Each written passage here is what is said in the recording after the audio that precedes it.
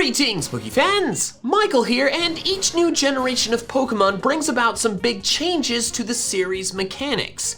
Now, while some of these changes end up positively impacting older generation Pokemon, there are quite a few that end up negatively impacted. That is the definition of a nerf. Not the dart gun brand, shout out to Nerf or Gone Wrong, but a change in a certain video game's mechanics that ends up making a character or some other aspect less powerful and less good than it was before. This has happened in Pokemon before. In Gen 7, Gengar's ability was changed from Levitate, which gave it an immunity to ground types, to Cursed Body, which means that it's now weak to ground types. Another example is Talonflame's ability Gale Wings, which gave priority to flying type moves and therefore made it an excellent competitive Pokemon, was nerfed to only work when it was at full HP. Pokemon Sword and Shield have also brought about several nerfs to several Pokemon, and I'm gonna talk about some of those today, in no particular order. The first of which is Mimikyu, whose ability Disguise is not as good as it was before. In Generation 7, Disguise prevented Mimikyu from taking damage from one attack or from hurting itself in its confusion once, whichever happened first.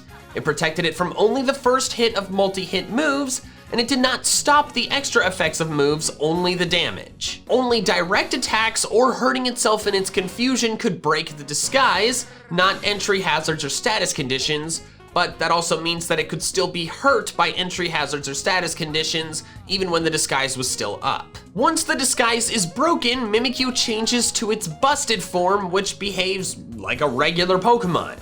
Fun fact, if Mimikyu had its type changed by Soak or some other move like that prior to the disguise breaking, when the disguise breaks and it changes to busted form, it actually goes back to Ghost Fairy type. However, in Generation 8, Disguise isn't as good as it was before. Now when the disguise breaks, Mimikyu takes damage equal to 1/8 of its maximum health. Now don't get me wrong, Disguise is still a fantastic ability. Being able to take just a little bit of damage instead of potentially a lot of damage is a really big deal. However, it's still considered a nerf because it is technically still worse than it was. One big drawback is that it can no longer utilize a Focus Sash, like literally at all. In the past, Mimikyu could potentially stop one turn of damage because of Disguise and then save itself from dying using the Focus Sash on the next turn.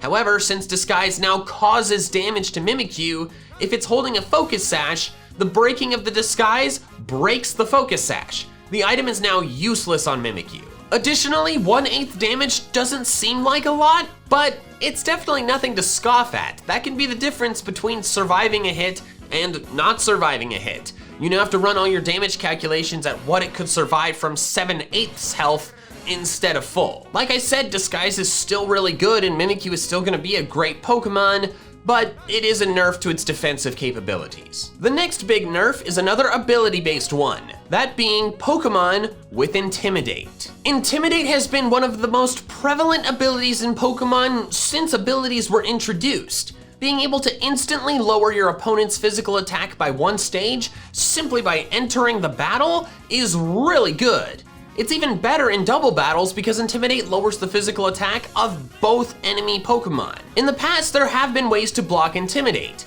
Abilities that prevent stat reduction like Clear Body or White Smoke or Hyper Cutter with physical attack specifically are able to completely block Intimidate. Also, abilities like Defiant or Competitive, which boost stats if any of their other stats are lowered, actually end up with a net positive change if Intimidate comes into play. There are other ways to block Intimidate, but these are the most prominent ones. However, Generation 8 has made it so several abilities now block Intimidate specifically that did not before. Own Tempo, Oblivious, Inner Focus, and Scrappy now all prevent the Pokemon from being affected by Intimidate in addition to the effects they already had. Also, Rattled, an ability that boosts the Pokemon's speed if it's hit by a Bug, Dark, or Ghost type move, now also gives that speed boost if the Pokemon is intimidated. Additionally, while this is not a nerf to Intimidate specifically, Corviknight's new ability, Mirror Armor, bounces Intimidate back onto the Pokemon with Intimidate. And since as of now, Corviknight is a pretty prevalent Pokemon in the competitive scene, That's gonna scare off a lot of Intimidate users, ironically. Because of all these changes making Intimidate somewhat less viable, I do think it will end up a less prevalent ability as it was in previous generations. It's not gonna completely go away, but I do think a lot of Pokemon that have it as an option might wanna go for something else. The next big nerf was to Pokemon with Mega Evolutions, especially those that depended on Mega Evolutions to be viable. Generation 7 competitive Pokemon was kind of a mess, in my personal opinion, because you had to deal with the two different insane mechanics of Mega Evolution and Z moves together. It was just too much to think about and too much overpowered stuff all at once, and it just made it really crazy. Game Freak clearly wanted Dynamax to be a big important mechanic in Generation 8, so they, I believe rightly, made the decision to remove Mega Evolutions and Z moves from Pokemon Sword and Shield. I think this is a good decision for the overall health of competitive battling, but this decision does negatively impact quite a few Pokemon. Z moves being removed aren't that big of a deal. I never really liked them or really thought they were cool, and also, for the most part, they only impacted one turn of a battle. But Mega Evolutions, on the other hand, created a completely overpowered Pokemon that could dominate the rest of the entire battle. Like, I remember back in VGC 2014 when I was really into that competitive scene, and Mega Kangaskhan was everywhere because it was stupid powerful. But now that Mega Evolution is gone, the Pokemon who had them are back to they were before, and this is a really severe nerf for a lot of Pokemon because, as I've said, Mega Evolutions with their insane base stat totals and oftentimes broken abilities were just impossibly strong. The Pokemon available in Sword and Shield that had a Mega Evolution and don't anymore are Manectric, Glalie, Abomasnow, Gardevoir, Gallade, Gengar, Gyarados, Steelix, Sableye, Mawile, Charizard, and Tyranitar. Of these Pokemon, I personally feel like only Gengar, Tyranitar, and Gyarados, plus maybe Gardevoir, are going to end up still used in the competitive scene without their Mega Evolutions. The rest of them just simply aren't strong enough without their Mega Evolutions. Although I must say the one that has definitely experienced the greatest fall from power is Mawile. Mega Mawile was crazy overpowered because its ability Huge Power doubled its physical attack stat. It was actually banned to Ubers in Smogon. However, regular Mawile only has a base stat total of like 360, which is like 45 points lower than the middle stage starters. It's a completely useless Pokemon. The next entry is back to being a specific Pokemon, that being Aegis Flash. In Generation 6 and 7, Aegis Flash had a base stat total of 520.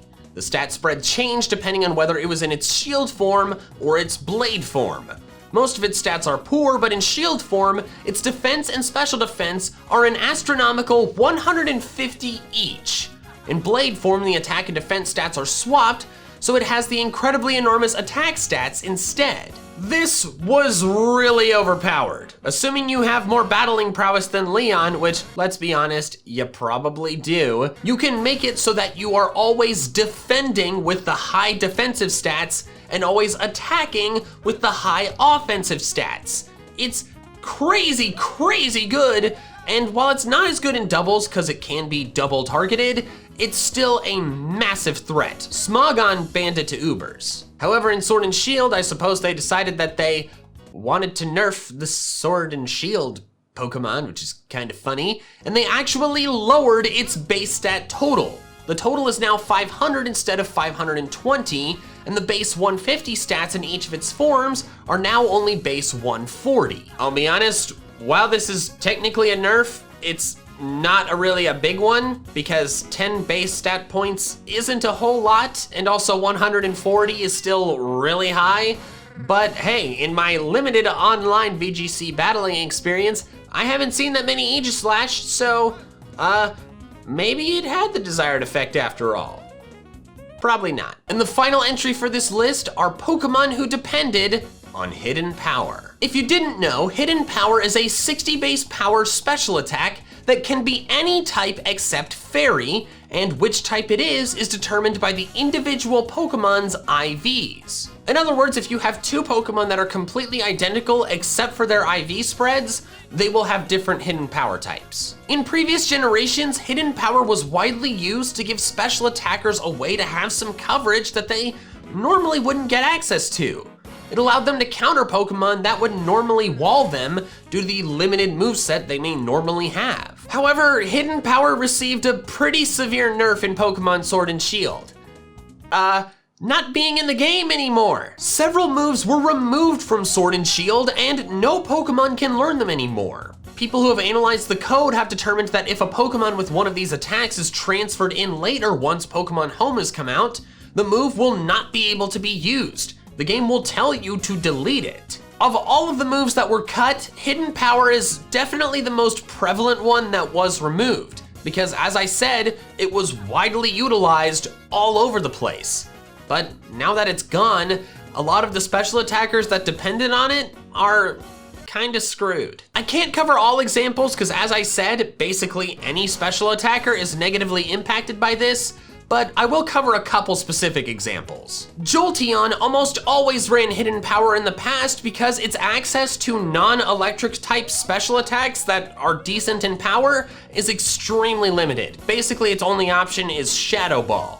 So not having Hidden Power, usually Hidden Power Ice to counter other ground types or really any other Pokemon is really bad for it. I don't think Jolteon will really end up used at all because of this. Roserade was another potent user of Hidden Power because of its ability Technician, which boosts the power of moves with 60 base power or less by 50%.